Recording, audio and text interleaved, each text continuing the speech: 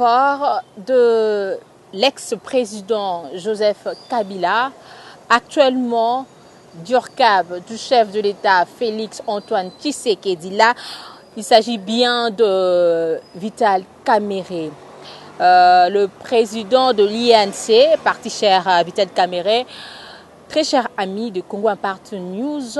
Bonjour. Partout où vous allez me suivre, je suis la Mame Africa. Léa efface les tableaux.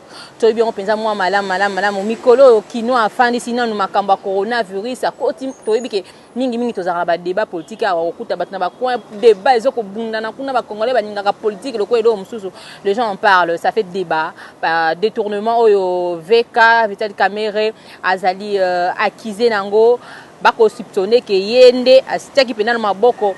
Na makambo ya mbongo ya 100 jours topé 15 000 dollars na famille na ye makambo bimi mebele ba imboka to penza à la source pona kozwa penza version ya ba avocat na ye tozali bongo na moko ya ba avocat na ye ya popesa so penza mo a lumière akomanyo na biso pe mo mingi to yoka isusu ndeko Vital Kamerhe, le président de l'INC, est malade to ebité o ezali complot politique. Topé ezali penza esengeli ka baki nango boye po ezali détournement. Mwana mboka boni. Bonjour. Bonjour papa, c'est présenté na bao bakolanda mokula lelo. Ezali bongo maître Fataki Tishik. Naza avocat de profession ya baro ya Kinshasa Gombe. Voilà. OK, j'espère que maître Fataki ozali moko la kati ya collectif ya ba avocat ndeko Vital Kamerhe. Oui, certainement. Ndeko Fataki, d'abord, Motuna Yambo, déjà depuis mon colonia le 8 avril, mon amboka Vital Kamerhe Azali Bongo, la prison centrale ya Makala, état de santé naïe, Azali Ndengenini, et puis moral naïe. Moral, il y a président Ezali calme. Moral, il y a honorable Vital Kamerhe Ezali très calme. Parce que Boyebiye, Azam Mutumoka Misana, Kimia Bandakala.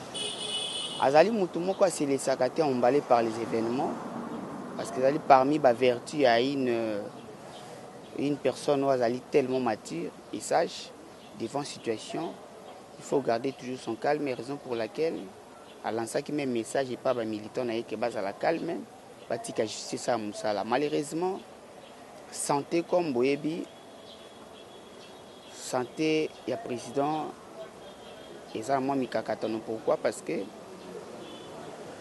les ambala à Liboso à se retrouver dans des conditions et puis vie toujours la mouka et ça quand la situation se contrôler même si au contrôler vraiment ce qui liberté provisoire et singamaki et ça qui avec raison parce que dans l'état des droits et la qui c'était mibe koné ezalaka likolo ya makambo nyonso na mibe kona biso batu oto landela kamakambo etali justice balobi la liberté est la règle mais la détention est l'exception, c'est-à-dire ata mutu bafundi parce que jusque là azali présumé innocent azali présumé azo jouir na présomption ya innocence jugement mon côté bimino siko o ekati que non azali fautif mais seulement que na tango oyo asengi liberté provisoire quoi de plus normal que accéder à la demande parce que là, dans les mêmes dossiers, il y a des gens au bazar qui peuvent poursuivre, inquiéter, c'est une liberté pour eux accorder bango. Alors là, on est pendant qu'il faut. Il y a 15 millions de dollars. Nan ba accorder qui liberté provisoire. Bon, je ne suis pas là pour na koloba vraiment na komba batumsu mais boza ba journaliste c'est pour vérifier information que na dossier au na cadre d'instruction ba travaux à 100 jours. Et ça n'a pas tout interpellé qui bango misu bakanga qui mais bazwa qui ben ba liberté provisoire. Alors tozali ko bo andi makamba deux poids deux mesures. Vital Kamerhe boye bango lelo keno c'est une grande personnalité politique. Cela n'empêche que soka zomi na ba pétrin judiciaire kazali na ba ennui judiciaire que ba mona lelo lokola que c'est lui maintenant le luxe faire. Yende siko mutozali penda des mois na maseke keno toute demande, il faut la rejeter. Non, il faut pas analyser objectivement. C'est un père de famille. C'est une grande personnalité politique en Cannabis. Jusqu'aujourd'hui même, Azali toujours considéré va fonctionner directeur cabinet chef de l'État. Ata Salim Beba.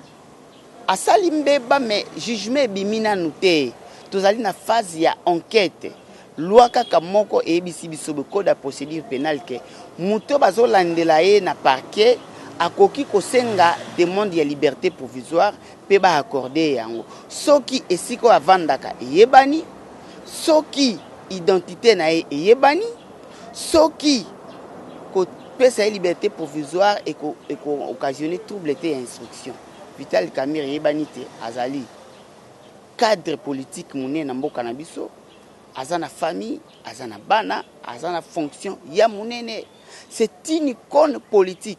Est-ce que mbala liboso azo ba demain na justice azalaka na ba dossier ya Wivine Moleka banda ko ete ko samba tikut na cour suprême de justice. Alors quoi de plus normal que makambo o boyebi pe bien que non ba frontière za ko kangama toza en plein état d'urgence.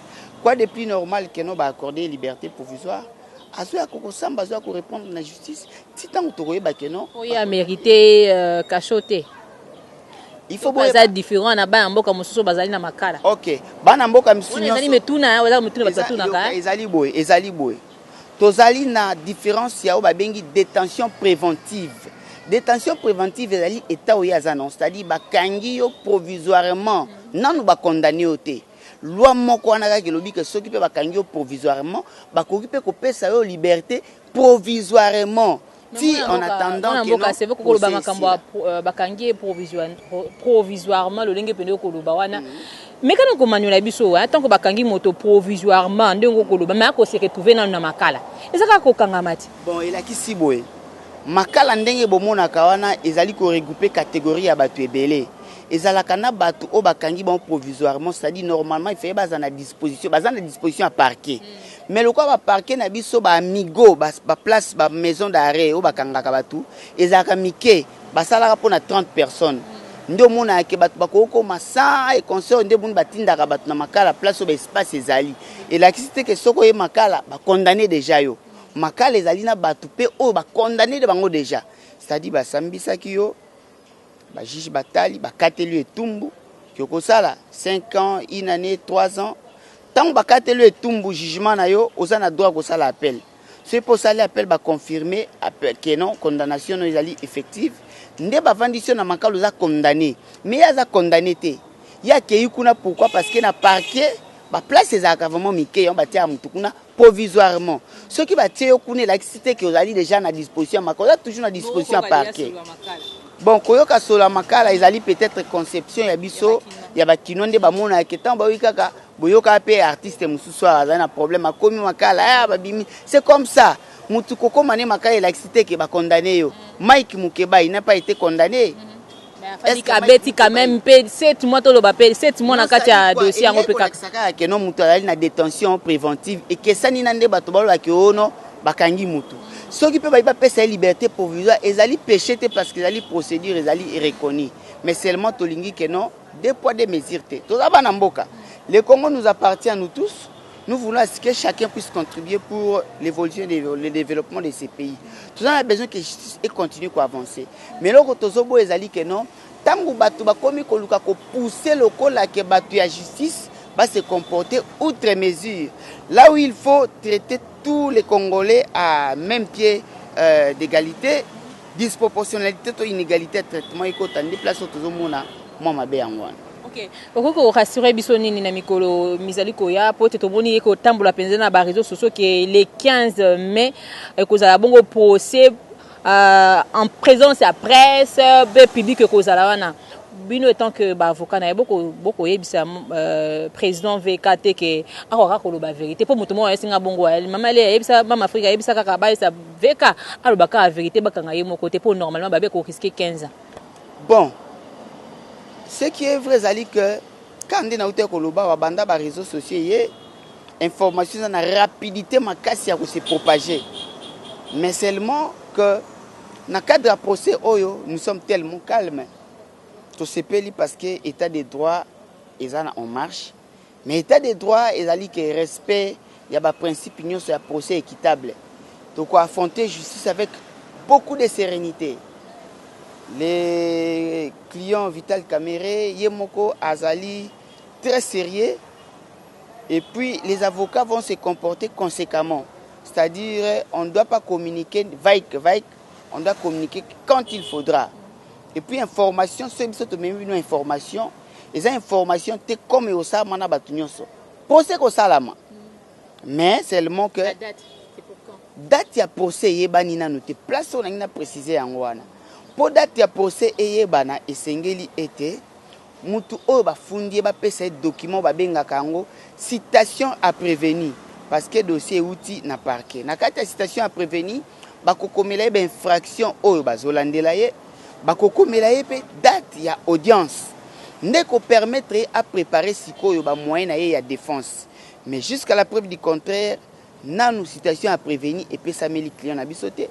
Tozoyo capé, to vérifier ordonnance même il y a fixation il y a dossier, même numéro il y a dossier to benga numéro RP et bimina noté.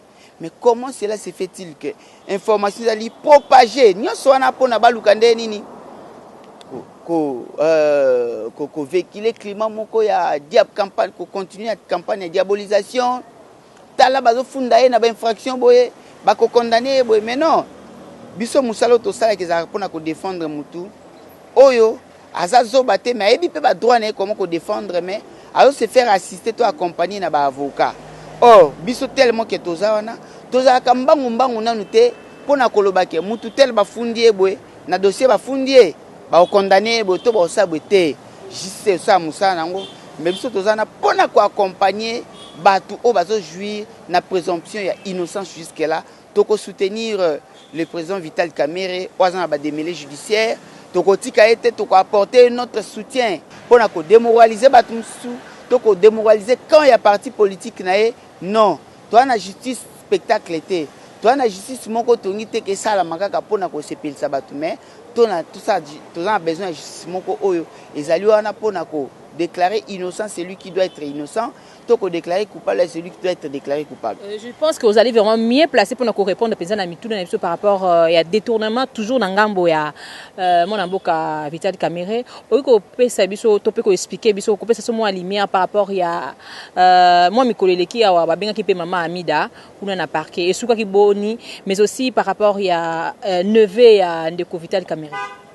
Merci beaucoup maman journaliste na CP mingi na motuna na yo mais na regretté moi mouké parce que vous en a malchance parce que invité na yo invité aza avocat aza professionnel pour na ko répondre na mituna na yebi ko répondre na mituna quand il faut vraiment à ce stade phase inquisitoriale c'est-à-dire phase à parquet ezalaka phase moko secrète mutu te koki ko bimisa contenu ya makambo magistrat lobaki atunaki motel mituna mutu yebi yango ezaka mutu batunaki mutuna na magistrat bandai kokoma tozuna une autorisation à lever copie à pièce T. Comment tu peux kolobaki otala babengaki mututel alobaki makamswana ezali les ondits à les réseaux sociaux, je ne peux pas vous répondre tozela audience la publique pour vous allez informer à temps utile na ba fenyonso et vous a déroulé na audience parce que caractère et audience ezali caractère public donc la publicité est requise pour toute audience pour vous allez informer na ba fenyonso. Et par rapport il devait de Kovekaza on a Kinshasa monsieur Babi il est en fuite et tout comme ça. Merci Mingi, je suis pas son avocat. Azali personne, Aza adulte, Aza majeur. Donc c'est une question qui doit être orientée à l'endroit de ses avocats. Mais comme il n'est pas concerné dans le cadre d'interview, je me réserve pour nous apporter nos réponses. Ok, maintenant Mingi, c'est vrai qu'Akim Alubo il peut dire qu'on répond à moi, mais quand même on a fait de notre mieux. Hein? Bah Congolais, bah Monica Babi, Akim Yango, Akim question wana. Et ça vraiment bon côté. Kalamingi te bokozala au parfum à makamunyo so ekolekana koki ma question ça ne vaut pas la peine parce que nakoki ma question mais nakoki ma réalité te na répondre bino ce qui était les minimums nécessaires en termes de réponse. Merci. Un grand merci à vous, un grand merci à Patrice Mbouké derrière la caméra, un grand merci à tous les abonnés de Congo Impact News. Nous sommes très heureuses de savoir que bozo ko bakisama boko bota mona zala balaki na moko pe mona yona ko kenda ko zama papu na ye akosa la chemin na ye. Un grand merci à tous ces gens là qui vont nous suivre sur Facebook et là je pense également il y a Sylvie Bongo, hein, grande sœur Dada, consoeur, il y a Nangala Naral, petite sœur nae, mingi na Facebook.